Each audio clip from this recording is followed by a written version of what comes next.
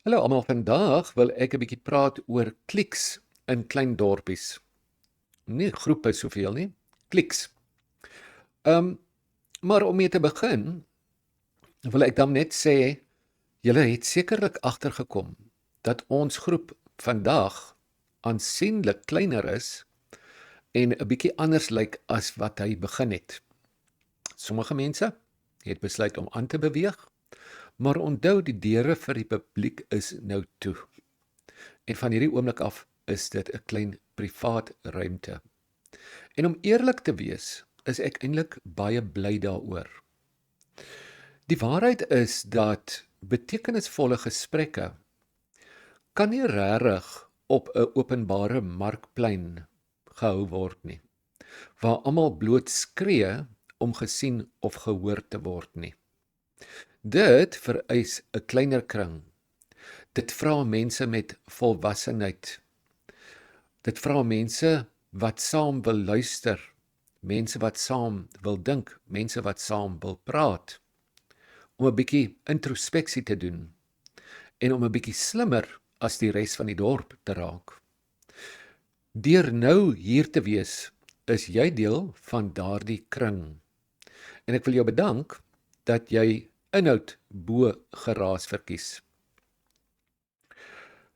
Vandag wil ek 'n bietjie innerlike insig met julle deel oor sal ons sê die dinamika wat baie keer in klein dorpies gebeur, in hegte gemeenskappe, maar waaroor ons baie selde openlik praat. Die sielkunde van kliks en van sosiale kringe. Nou daar is 'n baie groot verskil tussen 'n klik en 'n ware gemeenskap. 'n Klik word deur angs gedryf. Dit word gebou op oppervlakkige status, rigiede konformiteit en om nie te vergeet nie, kinderstories. Mense in 'n klik kyk gedurig oor hulle skouers, doodbenoud dat hulle uitgelaat gaan word uit die klik uit. En daarom gebruik hulle baie maklik uitsluiting van ander mense as 'n wapen om hulle self veilig te laat voel. Nou dit is maar 'n baie shaky, 'n brose manier om te lewe. Nooit regtig vrede nie. Maar 'n ware gemeenskap is anders. Dit word nie op verbygaande neigings of sosiale vertoon of sosiale status gebou nie. Dit word gebou op gedeelde waardes, onderlinge respek en 'n tydlose begrip wat lyk vir my deesdae aan die verdwyn is, diskresie. Ons moet diskresie aan die dag lê. In 'n klein tradisionele omgewing is dit baie maklik vir oppervlakkige groepe om te vorm. Maar 'n gegronde uitkyk herinner ons daaraan dat die ware krag nie kom van kinderstories of om mense van 'n afstand te veroordeel nie. Dit kom van onderskeidingsvermoë. Nou wanneer jy sielkundige onderskeidingsvermoë besit, hou jy op om vasgevang te raak in hierdie plaaslike, sal ons sê, sosiale speletjies.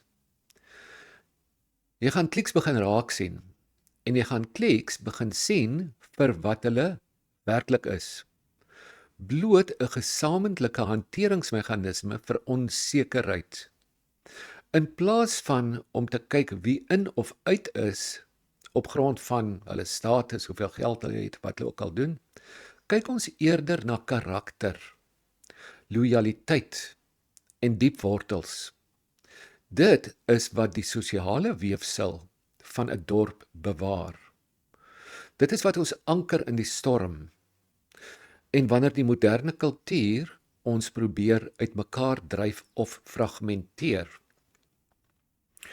Deur hierdie WhatsApp groep klein en privaat te hou, skep ons nie nog 'n klik nie. Ons skep nie nog 'n oppervlakkige klein groep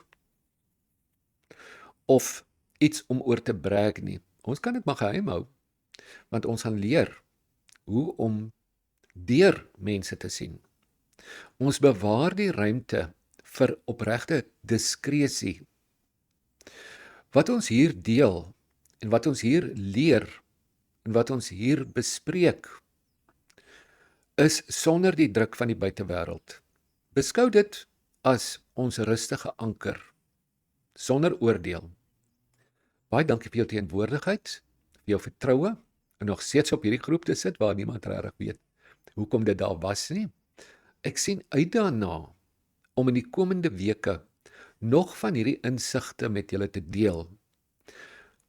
Moet asseblief nie bang wees om my te kontak of in die groep te praat nie. Onthou, ons gaan nie mekaar oordeel nie. Ons gaan bloot, of julle gaan bloot vir my sê, luister, ek dink ons moet hieroor praat en as dit enigsins moontlik is, dan sal ek dit doen. Geseënde week vir almal en ons praat binnekort weer. Totsiens.